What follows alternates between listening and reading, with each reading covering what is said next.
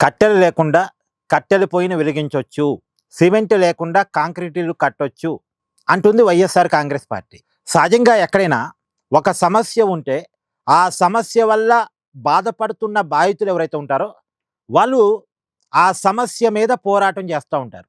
వాళ్ళకి సపోర్ట్‌గా రాజకీయ పార్టీలు, ప్రతిపక్షాలు వచ్చి వాళ్ళ తరపున పోరాటం చేస్తాయి. సహజంగా జరిగేది ఇదే. ఇప్పుడు నీట్ పేపర్ లీక్ అంశం చూడండి. నీట్ పేపర్ లీక్ అయినప్పుడు ఆ పేపర్ లీకు అయింది అని తెలిసిన వెంటనే దానివల్ల బాధించబడ్డ బాధితులు రోడ్డు మీదకొచ్చారు. అంటే పేపర్ లీక్ వల్ల బాధపడేటువంటి అభ్యర్థులు రోడ్డు మీదకొచ్చారు. వచ్చి అంటే రాజకీయ పార్టీలు ముందు రాలే. ముందు నష్టపోయిన అభ్యర్థులు రోడ్డు మీదకొచ్చారు. ఒకవైపు న్యాయ పోరాటం చేశారు, ఒకవైపు ప్రజా పోరాటం చేశారు రోడ్డు మీదకొచ్చి. వాళ్ళకి అండగా రాజకీయ పార్టీలు వచ్చాయి.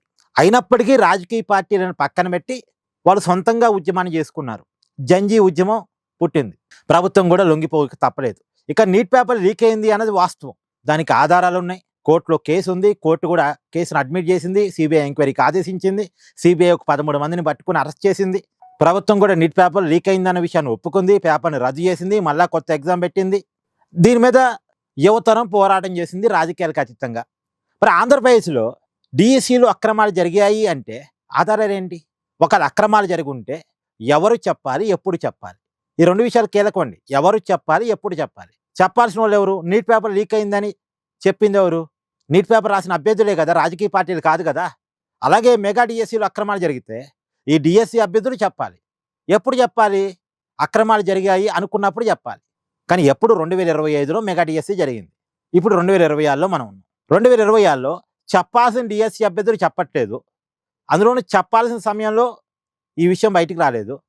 అంటే మెగా డిఎస్సీ జరిగి సంవత్సరం తర్వాత ఇప్పుడు వైఎస్ఆర్ కాంగ్రెస్ పార్టీ అప్పుడు జరిగిన మెగా డిఎస్సీలో ఏదో అక్రమాలు జరిగాయి అన్న విషయాన్ని పట్టుకొచ్చి ఇప్పుడు ఆందోళన చేస్తుంది. దొంగల పడ్డ 6 నెలలకి కుక్కలు మురిగినట్టుగా. ఒకవేళ మెగా డిఎస్సీలో అక్రమాలు జరిగి ఉంటే ఆ రోజు ఏం చేసింది వైఎస్ఆర్ కాంగ్రెస్ పార్టీ? గుడ్డి గుర్రానికి పలుదోమిందా? కోడిగుడ్డు మీద ఈకలు బీకిందా? లేదా జగన్మోహన్ రెడ్డి గారు కుంభకర్ణు నిద్రపోయినట్టు నిద్రపోతున్నారా బెంగళూరు ప్యాలెస్లో? ఆ రోజు ఏం చేశారు? ఆయన చెప్పాల్సింది వైఎస్ఆర్ కాంగ్రెస్ పార్టీ కాదు కదా.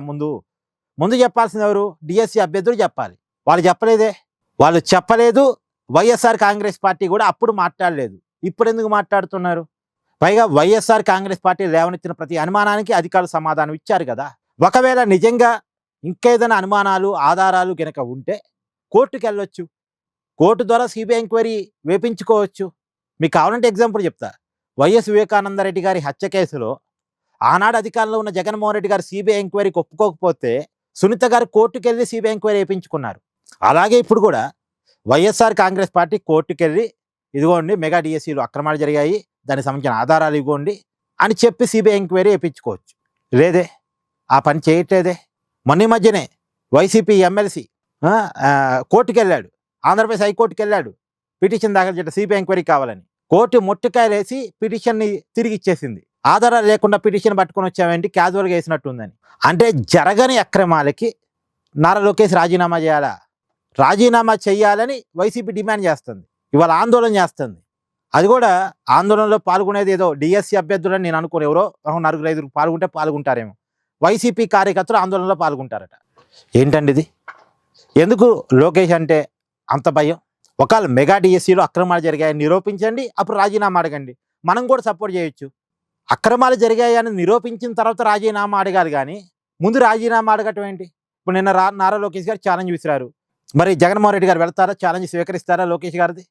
దీన్ని స్వీకరించరు. దీనికి సమాధానం ఉండదు. ఏమన్నారు వైఎస్ఆర్ కాంగ్రెస్ పార్టీని ఈ విషయంలో? కామెంట్ చేయండి.